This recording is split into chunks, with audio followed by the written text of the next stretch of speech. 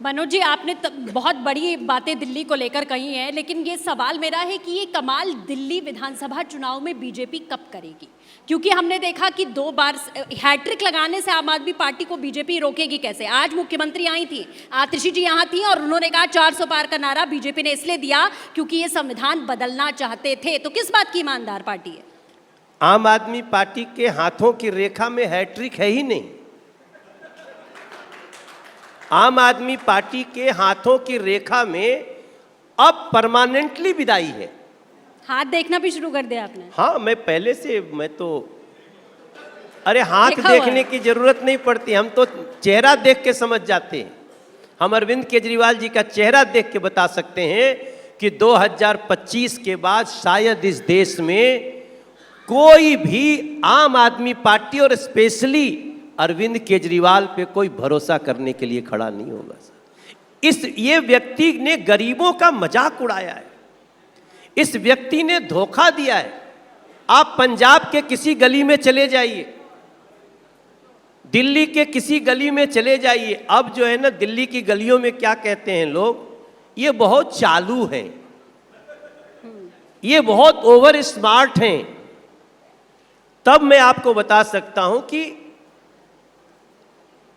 ये लोग गए, ये लोग नहीं बच सकते हैं। ये लोग नाटक जानते हैं, ये सोचते हैं कि हम ड्रामा करके हम कुर्सी पे बैठ सकते हैं। वो 10 साल लगा दिल्ली को समझने में, लेकिन दिल्ली अब इनका नस नस सूता सूता समझ चुकी है। सूता सूता भोजपुरी में कहते हैं। तो ये इंच इंच समझ लीजिए, दिल्ली की जनता जान गई है। और आज देखो, आज दिल्ली के पूरी स्थिति को, आज आप जमुना जी की स्थिति देखो, आप सबके मोबाइल पे आता है वो। मैं हर जगह हर बार यमुना जी की स्थिति दिखाता हूं। इस बार हमने कहा हम नहीं दिखाते हैं, चलो तो मीडिया के लोगों ने दिखा दिया। अब मनोज तिवारी अगर पूरी दिल्ली से पूछे कि मेरी दिल्ली को किसकी नजर लग गई है, दिल्ली की हवा क्यों जहर हो गई है, किसने ये विष छोड़ा है, झागों की ये नदी है, अमोनिया फास्फोरस से नदी क्यों भरी पड़ी है, मेरी दिल्ली को किसकी नजर लग गई है। ये सिर्फ मनोज तिवारी का सवाल नहीं है सर, ये दिल्ली के प्रति हमें जीने का अधिकार है सर। आपने क्या कहा क्या नहीं किया, कम से कम सांसें तो दे देते हमें। जो हमें सांसें तक नहीं दे पाए, और अरविंद केजरीवाल जी को मैं दिल्ली क्या मैं बताता हूं, ईश्वर भी माफ नहीं करेगा इनको ऐसी गलतियों की। अच्छा सर, मैं ये जानना चाहूँगी क्योंकि आप देखिए आपका फिल्म जगत से गहरा नाता रहा, आप बहुत अच्छे सिंगर हैं, ये अभी हमने सुन ही लिया। साथ ही राजनीति में आपकी कितनी पकड़ है हम जानते हैं। लेकिन अभी बिहार को लेकर एक खबर सामने आई थी, इसे आप कैसे देखते हैं और कितनी सच्चाई बताइएगा? आप फिल्म जगत से नाता रखते हैं, आप समझते हैं जो छोटे कलाकार होते हैं जब वो ऊपर उठने की कोशिश करते हैं तो क्या चुनौतियाँ आती हैं, और अपनी फिल्म को बड़े पर्दे पर लाना उतना आसान नहीं होता। कहा जा रहा है कि करीब 2 करोड़ से शुरुआत होगी, सब्सिडी दी जाएगी, लेकिन क्या ये इतना आसान होगा, कितना चैलेंजिंग, और कैसे देखते हैं आप इस निर्णय को? Thank you very much. आप रिपब्लिक भारत बहुत तेज चैनल है। मैं सीधे पटना से आ रहा हूँ। आज पटना में हम लोगों ने आज एक बहुत बड़ी योजना शुरू की। अब कोई भी फिल्म बनाने वाला व्यक्ति अगर बिहार में फिल्म बनाएगा और उस फिल्म की शूटिंग वहाँ 50% से ज़्यादा होगी तो उसको 4 करोड़ रुपया तक सब्सिडी मिलेगी। आज ये ऐलान किया गया है। और अगर आपकी फिल्म, वैसे तो बिहार को लोग बदनाम ही करते रहते हैं, बिहार बदनाम है सर, बिहार उतना बदहाल नहीं है जितना दिखाया जाता है। अगर किसी ने फिल्म में बिहार को सही मायने में, बिहार राजगीर का बिहार है, बिहार सीता जी का बिहार है, बिहार मगध साम्राज्य का बिहार है, बिहार में कई धर्मों के जो प्रवर्तक हैं वो पैदा हुए हैं।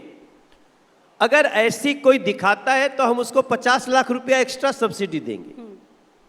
और इसके लिए हम नरेंद्र मोदी जी का और बिहार के मुख्यमंत्री नीतीश कुमार जी सहित जो कला संस्कृति मंत्री हैं विजय सिन्हा जी के लिए मैं धन्यवाद देता हूं। मैं भी उस समिति का एक पार्ट हूं और ये अब बिहार में शुरू हो गया है और हम पूरे दुनिया को आमंत्रित कर रहे हैं। और इसका सबसे बड़ा फायदा ये होगा, सिर्फ कलाकार, script writer, director, producer, cinema hall मालिक नहीं, बिहार के लोगों के रोजगार का भी और बिहार के टूरिज्म का भी जो फायदा होगा। अब आप सोचो, बिहार ये कार्य कर रहा है। हालांकि बिहार में कुछ ऐसे समाचार भी आते हैं जो सुन रहे होंगे, बोलेंगे तुम तो यही बात करते हो, वहाँ कुछ शराब पीने से वो है, चुनौतियाँ हैं, हम उससे लड़ रहे हैं। लेकिन दिल्ली की बात करो, दिल्ली में इतने ऐतिहासिक धरोहर है, क्या कभी दिल्ली ने इस तरह का कोई काम किया कि दिल्ली में भी आओगे? दिल्ली छोड़ के लोग गुड़गांव भाग रहे हैं, दिल्ली छोड़ के लोग नोएडा भाग रहे हैं, और दिल्ली में जो 10 साल से बैठा है वो दिल्ली को रसातल में ले जाने की पूरी तैयारी कर रहा है। तो मैं मानता हूं बिहार का समाचार बिल्कुल सही है, आपने जो सुना। और आगे आने वाली दिल्ली को भी हम कैसे सजाएंगे। देखो, सृष्टि प्रगति, अगर 5 साल के लिए जब मोदी जी के प्रधानमंत्री रहते दिल्ली में बीजेपी की सरकार होगी, कोई भाजपा का एक कार्यकर्ता यहाँ का मुख्यमंत्री होगा, हम 5 साल में दिल्ली को दुनिया की सबसे सुंदर राजधानी में से टॉप 10 में बना देंगे। दिल्ली को दिल्ली बनाएंगे, ये हमारा फैसला है। आप जानते हो, दिल्ली में जो लोग जमीन जिनकी थी, अगर पिताजी के नाम से है, उनके पिताजी नहीं रहे तो बेटे के नाम से ट्रांसफर ही नहीं होती थी, म्यूटेशन नहीं होता था। अभी हम सांसदों के कारण मोदी जी तक गए, उन्होंने कहा ये कैसे रोका? 20 साल से रोका हुआ था, कांग्रेस ने रोका, आम आदमी पार्टी ने रोका, अब जाकर के हमने ओवर रूल करके उसको शुरू करवाया, म्यूटेशन शुरू हो गया। अगर कोई सुन रहा हो तो जाकर के अपना म्यूटेशन बनाए, लोन ले, काम करे। यहाँ डीडीए एनओसी का बहाना लेके घरों में मीटर नहीं लगने देते थे। हमें एक फैसला लेना पड़ा कि डीडीए की एनओसी जो केवल नई कॉलोनी काटने के लिए होती थी, हमने उसमें बड़ा एक, ये बिजली कंपनियों के साथ मिलकर के, आप तो सुनते होंगे ना कि दिल्ली में बिजली फ्री है।